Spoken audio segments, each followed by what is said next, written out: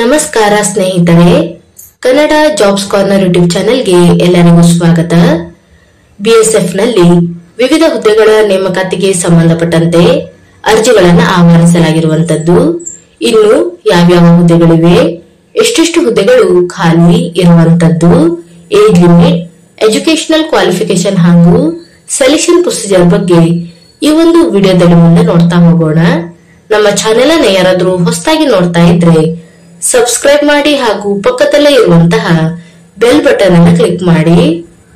BSF ನಲ್ಲಿ head constable ಹುದ್ದೆಗಳ ಒಂದು ನೇಮಕಾತಿಗೆ ಸಂಬಂಧಪಟ್ಟಂತೆ ಅರ್ಜಿಗಳನ್ನು ಆಹ್ವಾನಿಸಲಾಗಿರುವಂತದ್ದು.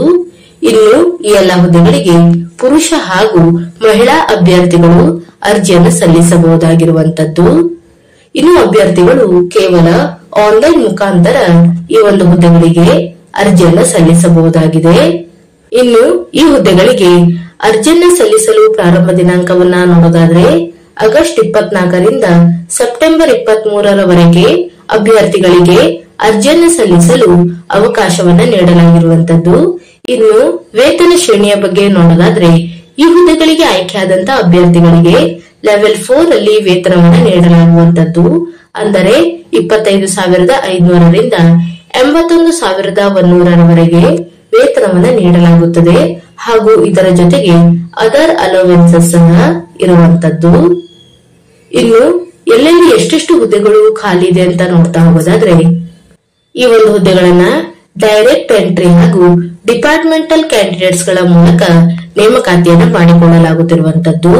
ಇನ್ನು ಮೊದಲನೇದಾಗಿ ಹೆಡ್ ಕಾನ್ಸ್ಟೇಬಲ್, ರೇಡಿಯೋ ಆಪರೇಟರ್ ಈ ಒಂದು ಹುದ್ದೆಗಳಿಗೆ ನೋಡೋದಾದ್ರೆ ಎಕ್ಸ್ ಸರ್ವಿಸ್ ಮೆನ್ ಅಭ್ಯರ್ಥಿಗಳಿಗೆ ನೋಡೋದಾದ್ರೆ ಯುಆರ್ ಕೆಟಗರಿಯಲ್ಲಿ 20 ಹುದ್ದೆಗಳು ಖಾಲಿ ಇರುವಂತದ್ದು, ಇಡಬ್ಲ್ಯೂಎಸ್ ಕೆಟಗರಿಯಲ್ಲಿ 4, ಒಬಿಸಿ ಕೆಟಗರಿಯಲ್ಲಿ 25, ಎಸ್ಸಿ ಕೆಟಗರಿಯಲ್ಲಿ 9 ಹಾಗೂ ಎಸ್ಟಿ ಕೆಟಗರಿಯಲ್ಲಿ 7 ಹುದ್ದೆಗಳು ಖಾಲಿ ಇರುವಂತದ್ದು.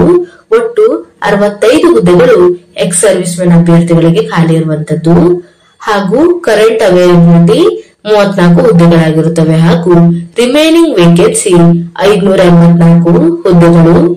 ಇನ್ನು ಡಿಪಾರ್ಟ್ಮೆಂಟಲ್ ಕ್ಯಾಂಡಿಡೇಟ್ಸ್ ಗಳಿಗೆ ಒಟ್ಟು 227 ಹುದ್ದೆಗಳು ಖಾಲಿ ಇರುವಂತದ್ದು. ಒಟ್ಟಾರೆ ಹೆಡ್ ಕಾನ್ಸ್ಟೇಬಲ್, ರೇಡಿಯೋ ಆಪರೇಟರ್ ವಿಭಾಗದಲ್ಲಿ 910 ಹುದ್ದೆಗಳು ಖಾಲಿ ಇರುವಂತದ್ದು. ಇನ್ನು ಎರಡನೇದಾಗಿ ಹೆಡ್ ಕಾನ್ಸ್ಟೇಬಲ್, ರೇಡಿಯೋ ಮೆಕ್ಯಾನಿಕ್ ಈ ಒಂದು ಹುದ್ದೆಗಳಿಗೆ ನೋಡೋದಾದ್ರೆ ಎಕ್ಸ್ ಸರ್ವಿಸ್ ಮೆನ್ ಅಭ್ಯರ್ಥಿಗಳಿಗೆ ನೋಡೋದಾದ್ರೆ ಯುಆರ್ ಕೆಟಗರಿಯಲ್ಲಿ 5 ಹುದ್ದೆಗಳು ಖಾಲಿ ಇದೆ, ಇಡಬ್ಲ್ಯೂಎಸ್ ನಲ್ಲಿ 1, ಒಬಿಸಿ ನಾನ್ ಕ್ರಿಮಿನಲ್ ನಲ್ಲಿ 6, ಎಸ್ಸಿ ಕೆಟಗರಿಯಲ್ಲಿ 2, ಎಸ್ಟಿಯಲ್ಲಿ 2, ಒಟ್ಟಾರೆ 16 ಹುದ್ದೆಗಳು ಖಾಲಿ ಇರುವಂತದ್ದು. ಇನ್ನು ಕರೆಂಟ್ ಅವೈಲಬಿಲಿಟಿ 8 ಹುದ್ದೆಗಳು ಹಾಗೂ ರಿಮೈನಿಂಗ್ ವೇಕೆನ್ಸಿ ಒಟ್ಟು 134 ಹುದ್ದೆಗಳಾಗಿರುತ್ತವೆ. ಇನ್ನು ಡಿಪಾರ್ಟ್ಮೆಂಟಲ್ ಕ್ಯಾಂಡಿಡೇಟ್ಸ್ ಗಳಿಗೆ ಒಟ್ಟು 53 ಹುದ್ದೆಗಳು ಖಾಲಿ ಇರುವಂತದ್ದು. ಒಟ್ಟಾರೆ ಹೆಡ್ ಕಾನ್ಸ್ಟೇಬಲ್, ರೇಡಿಯೋ ಮೆಕ್ಯಾನಿಕ್ ವಿಭಾಗದಲ್ಲಿ 211 ಹುದ್ದೆಗಳು ಖಾಲಿ ಇರುವಂತದ್ದು. ಇನ್ನು ಮುಂದೆ ನೋಡ್ತಾ ಹೋಗೋದಾದ್ರೆ ಇನ್ನು ನೇಮಕಾತಿ ವಿಧಾನದ ಬಗ್ಗೆ ನೋಡೋದಾದ್ರೆ ಅಭ್ಯರ್ಥಿಗಳಿಗೆ ಮೊದಲನೇದಾಗಿ ಫಿಸಿಕಲ್ ಟೆಸ್ಟ್ ಅನ್ನು ನಡೆಸಲಾಗುವಂತದ್ದು. ಇನ್ನು ಫಿಸಿಕಲ್ ಟೆಸ್ಟ್ ನಲ್ಲಿ ಕ್ವಾಲಿಫೈ ಆದಂತಹ ಅಭ್ಯರ್ಥಿಗಳಿಗೆ ರಿಟರ್ನ್ ಎಕ್ಸಾಮ್ಗೆ ಕರೆಯಲಾಗುವಂತದ್ದು. ಇದರ ಬಗ್ಗೆ ಸಹ ಇಲ್ಲಿ ಮಾಹಿತಿಯನ್ನ ನೀಡಲಾಗಿರುವಂತದ್ದು. ಇನ್ನು ರಿಟರ್ನ್ ಎಕ್ಸಾಮ್ ನಲ್ಲಿ ಕ್ವಾಲಿಫೈ ಆದಂತಹ ಅಭ್ಯರ್ಥಿಗಳಿಗೆ ಡಾಕ್ಯುಮೆಂಟ್ ವೆರಿಫಿಕೇಶನ್ ಅನ್ನ ನಡೆಸಲಾಗುತ್ತದೆ ಹಾಗೂ ಹೆಡ್ ಕಾನ್ಸ್ಟೇಬಲ್, ರೇಡಿಯೋ ಆಪರೇಟರ್ ಈ ಒಂದು ಹುದ್ದೆಗಳಿಗೆ ಡಿಕ್ಟೇಷನ್ ಮತ್ತು ಪ್ಯಾರಾಗ್ರಾಫ್ ರೀಡಿಂಗ್ ಟೆಸ್ಟ್ ಅನ್ನ ನಡೆಸಲಾಗುವಂತದ್ದು. ಇನ್ನು ಹೆಡ್ ಕಾನ್ಸ್ಟೇಬಲ್, ರೇಡಿಯೋ ಆಪರೇಟರ್ ಈ ಒಂದು ಹುದ್ದೆಗಳಿಗೆ ಎಕ್ಸಾಮಿನೇಷನ್ ಪ್ರೊಸೀಜರ್ ಬಗ್ಗೆ ನೋಡೋದಾದ್ರೆ ರಿಟರ್ನ್ ಟೆಸ್ಟ್ ಒಟ್ಟು 200 ಅಂಕಗಳಿಗೆ ನಡೆಸಲಾಗುವಂತದ್ದು.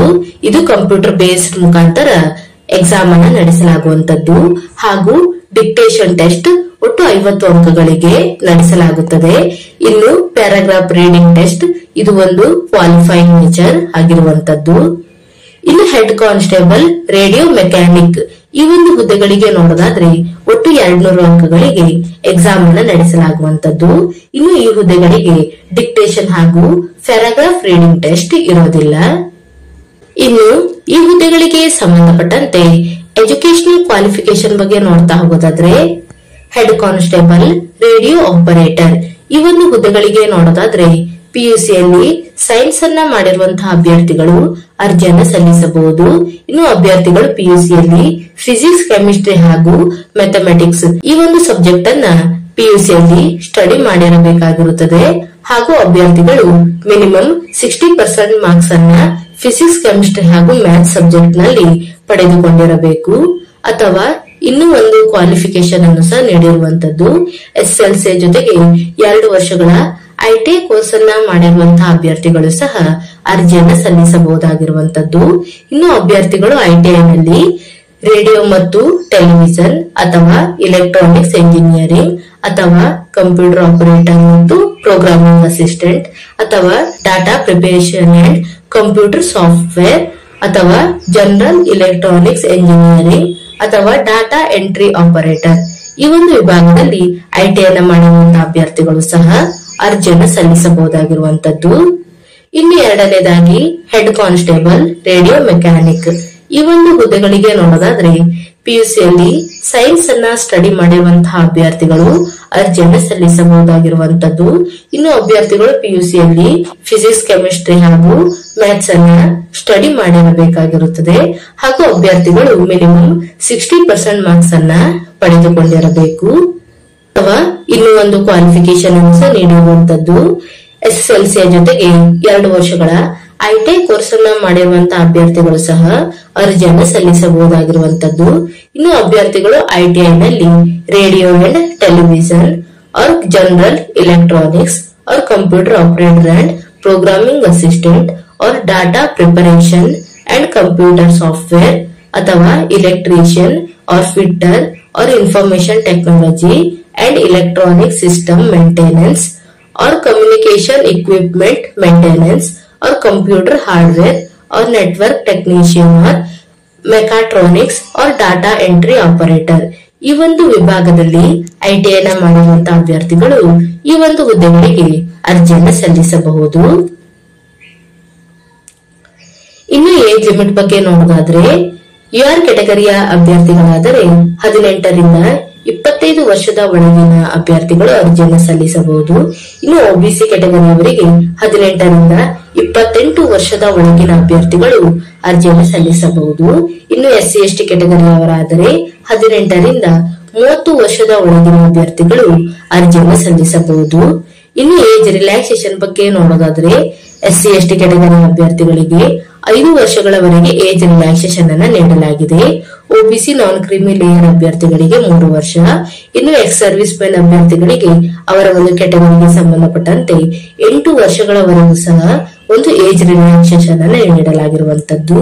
ಇನ್ನು LTCE ಈ ಒಂದು ಅಭ್ಯರ್ಥಿಗಳಿಗೂ ಸಹ 45 ವರ್ಷಗಳವರೆಗೆ ಒಂದು ಏಜ್ ರಿಲ್ಯಾಕ್ಸೇಷನ್ ಅನ್ನ ನೀಡಲಾಗಿದೆ. ಇನ್ನು ಗವರ್ಮೆಂಟ್ ಎಂಪ್ಲಾಯೀಸ್ಗೂ ಸಹ 35 ವರ್ಷಗಳವರೆಗೆ ಒಂದು ಏಜ್ ರಿಲ್ಯಾಕ್ಸೇಷನ್ ಅನ್ನು ನೀಡಲಾಗಿದೆ. ಹಾಗೂ ವಿಧವೆಯಾಗಿರುವಂತಹ ಹಾಗೂ ವಿಚ್ಛೇದಿತೆಯಾಗಿರುವಂತಹ ಮಹಿಳಾ ಅಭ್ಯರ್ಥಿಗಳಿಗೆ 40 ವರ್ಷಗಳವರೆಗೆ ಒಂದು ಏಜ್ ರಿಲ್ಯಾಕ್ಸೇಷನ್ ಅನ್ನು ನೀಡಲಾಗಿರುವಂತದ್ದು. ಫಿಸಿಕಲ್ ಸ್ಟ್ಯಾಂಡರ್ಡ್ ಬಗ್ಗೆ ನೋಡ್ತಾ ಹೋಗೋದಾದ್ರೆ ಪುರುಷ ಅಭ್ಯರ್ಥಿಗಳಿಗೆ 168 ಸೆಂಟಿಮೀಟರ್ ಹೈಟ್ ಅನ್ನ ಹೊಂದಿರಬೇಕು. ಇನ್ನು ಮಹಿಳಾ ಅಭ್ಯರ್ಥಿಗಳು 157 ಸೆಂಟಿಮೀಟರ್ ಹೈಟ್ ಅನ್ನ ಹೊಂದಿರಬೇಕು. ಇನ್ನು ಆಯಾ ವಿಭಾಗದ ಒಂದು ಅಭ್ಯರ್ಥಿಗಳಿಗೆ ಇಲ್ಲಿ ಹೈಟ್ ನಲ್ಲಿ ರಿಲ್ಯಾಕ್ಸೇಷನ್ ಅನ್ನ ನೀಡಲಾಗಿರುವಂತದ್ದು. ಇನ್ನು ಫಿಸಿಕಲ್ ಎಫಿಷಿಯನ್ಸಿ ಟೆಸ್ಟ್ ಬಗ್ಗೆ ನೋಡೋದಾದ್ರೆ ಪುರುಷ ಅಭ್ಯರ್ಥಿಗಳಿಗೆ ನೋಡೋದಾದ್ರೆ 1.6 ಕಿಲೋಮೀಟರ್ ರೇಸ್ ಅನ್ನ 6.5 ನಿಮಿಷಗಳಲ್ಲಿ ಕಂಪ್ಲೀಟ್ ಮಾಡಬೇಕು. ಹಾಗೂ ಮಹಿಳಾ ಅಭ್ಯರ್ಥಿಗಳಿಗೆ 800 ಮೀಟರ್ ರೇಸ್ ಅನ್ನ 4 ನಿಮಿಷಗಳಲ್ಲಿ ಕಂಪ್ಲೀಟ್ ಮಾಡಬೇಕು. ಹಾಗೂ ಎರಡನೇದಾಗಿ long jump 11 feet long jump ಇರುವಂತದ್ದು ಹಾಗೂ 3 ಅವಕಾಶಗಳು ಇರುತ್ತವೆ. ಇನ್ನು ಮಹಿಳಾ ಅಭ್ಯರ್ಥಿಗಳಿಗೆ 9 ಫೀಟ್ ಲಾಂಗ್ ಜಂಪ್ ಇರುವಂತದ್ದು ಹಾಗೂ 3 ಅವಕಾಶಗಳು ಇರುತ್ತವೆ. ಇನ್ನು ಪುರುಷ ಅಭ್ಯರ್ಥಿಗಳಿಗೆ ಹೈ ಜಂಪ್ 3.5 ಫೀಟ್ ಇರುವಂತದ್ದು ಹಾಗೂ 3 ಅವಕಾಶಗಳು ಇರುವಂತದ್ದು. ಇನ್ನು ಮಹಿಳಾ ಅಭ್ಯರ್ಥಿಗಳಿಗೆ ಹೈ ಜಂಪ್ 3 ಫೀಟ್ ಇರುವಂತದ್ದು ಹಾಗೂ 3 ಅವಕಾಶಗಳು ಇರುತ್ತವೆ. ಇನ್ನು ರಿಟರ್ನ್ ಎಕ್ಸಾಮ್ ಬಗ್ಗೆ ನೋಡ್ತಾ ಹೋಗೋದಾದ್ರೆ ಅಭ್ಯರ್ಥಿಗಳಿಗೆ ಕಂಪ್ಯೂಟರ್ ಬೇಸ್ಡ್ ಮುಖಾಂತರ ಎಕ್ಸಾಮ್ ಅನ್ನು ನಡೆಸಲಾಗುವಂತದ್ದು. ಒಟ್ಟು 200 ಅಂಕಗಳಿಗೆ ಎಕ್ಸಾಮ್ ಅನ್ನು ನಡೆಸಲಾಗುತ್ತದೆ. ಹಾಗೂ 2 ಗಂಟೆಗಳ ಕಾಲಾವಕಾಶವನ್ನು ನೀಡಲಾಗುವಂತದ್ದು ಹಾಗೂ ಎಲ್ಲವೂ ಸಹ ಮಲ್ಟಿಪಲ್ ಚಾಯ್ಸ್ ಕ್ವಶನ್ಸ್ ಗಳು ಇರುತ್ತವೆ. ಒಟ್ಟು 100 ಕ್ವಶನ್ಗಳು ಇರುವಂತದ್ದು. ಪ್ರತಿಯೊಂದು ಪ್ರಶ್ನೆಗೂ ಸಹ 2 ಅಂಕ ಇರುವಂತದ್ದು. ಇನ್ನು ಯಾವ್ಯಾವ ವಿಷಯದ ಮೇಲೆ ಎಷ್ಟೆಷ್ಟು ಕ್ವಶನ್ಸ್ ಗಳನ್ನ ಕೇಳಲಾಗುತ್ತದಂತ ನೋಡೋದಾದ್ರೆ, ಮೊದಲನೇದಾಗಿ ಫಿಸಿಕ್ಸ್. ಈ ಒಂದು ವಿಭಾಗದಲ್ಲಿ ಒಟ್ಟು 40 ಕ್ವಶನ್ಗಳು ಇರುವಂತದ್ದು ಹಾಗೂ 80 ಅಂಕ ಇರುತ್ತದೆ. ಇನ್ನು ಮ್ಯಾಥಮೆಟಿಕ್ಸ್ ಈ ಒಂದು ವಿಭಾಗದಲ್ಲಿ ಒಟ್ಟು 20 ಕ್ವಶನ್ಗಳು ಇರುವಂತದ್ದು ಹಾಗೂ 40 ಅಂಕ ಇರುವಂತದ್ದು. ಇನ್ನು ಕೆಮಿಸ್ಟ್ರಿ ಈ ಒಂದು ವಿಭಾಗದಲ್ಲಿ ಒಟ್ಟು 20 ಕ್ವಶನ್ಗಳು ಇರುವಂತದ್ದು ಹಾಗೂ 40 ಅಂಕ ಇರುತ್ತದೆ. ಇನ್ನು ಇಂಗ್ಲಿಷ್ ಮತ್ತು ಜಿಕೆಯಲ್ಲಿ ಒಟ್ಟು 20 ಕ್ವಶನ್ಗಳು ಇರುತ್ತವೆ ಹಾಗೂ 40 ಅಂಕ ಇರುವಂತದ್ದು. ಒಟ್ಟಾರೆ 200 ಅಂಕಗಳಿಗೆ ಎಕ್ಸಾಮ್ ಅನ್ನು ನಡೆಸಲಾಗುವಂತದ್ದು. ಇನ್ನು ನೆಗೆಟಿವ್ ಮಾರ್ಕಿಂಗ್ ಬಗ್ಗೆ ನೋಡೋದಾದ್ರೆ, ಪ್ರತಿಯೊಂದು ತಪ್ಪಾದ ಉತ್ತರಕ್ಕೂ ಸಹ 0.25 ನೆಗೆಟಿವ್ ಮಾರ್ಕಿಂಗ್ ಅನ್ನ ಇರುವಂತದ್ದು. ಎಕ್ಸಾಮಿನೇಷನ್ ಅನ್ನ ಇಂಗ್ಲಿಷ್ ಮತ್ತು ಹಿಂದಿಯಲ್ಲಿ ನಡೆಸಲಾಗುತ್ತದೆ. ಇನ್ನು ರಿಟರ್ನ್ ಎಕ್ಸಾಮ್ ನಲ್ಲಿ ಕ್ವಾಲಿಫೈ ಆದಂತಹ ಅಭ್ಯರ್ಥಿಗಳಿಗೆ ಡಾಕ್ಯುಮೆಂಟ್ ವೆರಿಫಿಕೇಶನ್ ಹಾಗೂ ಮೆಡಿಕಲ್ ಎಕ್ಸಾಮ್ಗೆ ಕರೆಯಲಾಗುವಂತದ್ದು. ಇನ್ನು ಹೆಡ್ ಕಾನ್ಸ್ಟೇಬಲ್, ರೇಡಿಯೋ ಆಪರೇಟರ್ ಈ ಒಂದು ಹುದ್ದೆಗಳಿಗೆ ಡಿಕ್ಟೇಷನ್ ಟೆಸ್ಟ್ ಹಾಗೂ ಪ್ಯಾರಾಗ್ರಾಫ್ ರೀಡಿಂಗ್ ಟೆಸ್ಟ್ ಅನ್ನ ನಡೆಸಲಾಗುವಂತದ್ದು. ಇದರ ಬಗ್ಗೆ ನೋಡ್ತಾ ಹೋಗೋದಾದ್ರೆ, ಡಿಕ್ಟೇಷನ್ ಟೆಸ್ಟ್ ಅನ್ನ ಒಟ್ಟು 50 ಅಂಕಗಳಿಗೆ ನಡೆಸಲಾಗುವಂತದ್ದು. ಮಿನಿಮಮ್ 150 ವರ್ಡ್ಸ್ ಇರುವಂತದ್ದು. ಹಾಗೂ ಪ್ಯಾರಾಗ್ರಾಫ್ ರೀಡಿಂಗ್ ಟೆಸ್ಟ್ ಇದು ಕೇವಲ ಕ್ವಾಲಿಫೈಯಿಂಗ್ ನೇಚರ್ ಆಗಿರುತ್ತದೆ. ಈ ಒಂದು ಎಕ್ಸಾಮ್ ಅನ್ನ ಕೇವಲ ಹೆಡ್ ಕಾನ್ಸ್ಟೇಬಲ್, ರೇಡಿಯೋ ಆಪರೇಟರ್ ಹುದ್ದೆಗಳಿಗೆ ಮಾತ್ರ ನಡೆಸಲಾಗುವಂತದ್ದು. ಇನ್ನು ಅರ್ಜಿಯನ್ನ ಸಲ್ಲಿಸುವಂತಹ ವಿಧಾನದ ಬಗ್ಗೆ ನೋಡೋದಾದ್ರೆ, ಅಭ್ಯರ್ಥಿಗಳು ಆನ್ಲೈನ್ ಮುಖಾಂತರ ಅರ್ಜಿಯನ್ನು ಸಲ್ಲಿಸಬಹುದಾಗಿರುವಂತದ್ದು. ಇನ್ನು ವೆಬ್ಸೈಟ್ ವಿಳಾಸವನ್ನು ಸಹ ನೀಡಿರುವಂತದ್ದು rect.bsf.gov.in ಈ ಒಂದು ವೆಬ್ಸೈಟ್ ಮೂಲಕ ಅಭ್ಯರ್ಥಿಗಳು ಆನ್ಲೈನ್ ಮೂಲಕ ಅರ್ಜಿಯನ್ನು ಸಲ್ಲಿಸಬಹುದಾಗಿರುತ್ತದೆ. ಇನ್ನು ಅರ್ಜಿಯನ್ನು ಸಲ್ಲಿಸಲು ಪ್ರಾರಂಭ ದಿನಾಂಕವನ್ನ ನೋಡೋದಾದ್ರೆ, ಆಗಸ್ಟ್ 24ರಿಂದ ಸೆಪ್ಟೆಂಬರ್ 23ರವರೆಗೆ ಅಭ್ಯರ್ಥಿಗಳಿಗೆ ಅರ್ಜಿಯನ್ನು ಸಲ್ಲಿಸಲು ಅವಕಾಶವನ್ನ ನೀಡಲಾಗಿರುವಂತದ್ದು. ಇನ್ನು ಎಕ್ಸಾಮಿನೇಷನ್ ಫೀಸ್ ಬಗ್ಗೆ ನೋಡ್ತಾ ಹೋಗೋದಾದ್ರೆ, UR, OBC ಹಾಗೂ EWS ಕೆಟಗರಿಯ ಅಭ್ಯರ್ಥಿಗಳಿಗೆ 100 ರೂಪಾಯಿ ಅಪ್ಲಿಕೇಶನ್ ಫೀಸ್ ಇರುವಂತದ್ದು.